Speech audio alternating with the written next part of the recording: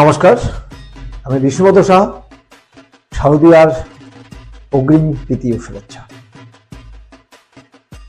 দিনহাটায় প্রতি বছরের ন্যায় এই বছরও জমজমাট দুর্গাপুজো।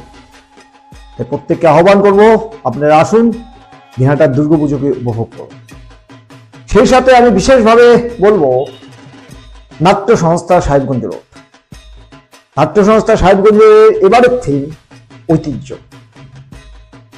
নাট্য সংস্থার দায়িত্ববান কর্তৃপক্ষরা যারা আছেন তারা প্রতি বছর দিনহাটার মানুষ এবং পশ্চিমবাংলার বিভিন্ন এলাকার মানুষদের আনন্দিত দিয়ে থাকেন বিভিন্ন থিমের মাধ্যমে।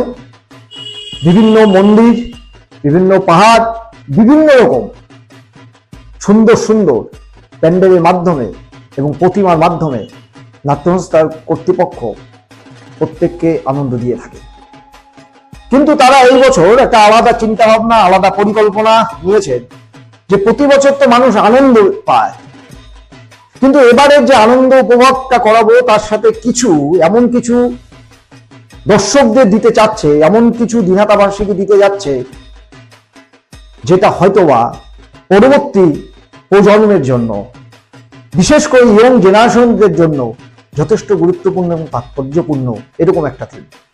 ঐতিহ্য সবসময়ের জন্য ভবিষ্যৎকে বহন করে, আর সেই ভবিষ্যৎকে সুপরিকল্পিত গঠিত করবার জন্য নাট্য সংস্থার এই থিম আমার মনে হয় আজকের ডেটে নিউ জেনারেশনের ক্ষেত্রে যথেষ্ট গুরুত্বপূর্ণ। কারণ প্রতি বছরই তারা বিভিন্নভাবে মানুষকে আনন্দ দিয়েছে।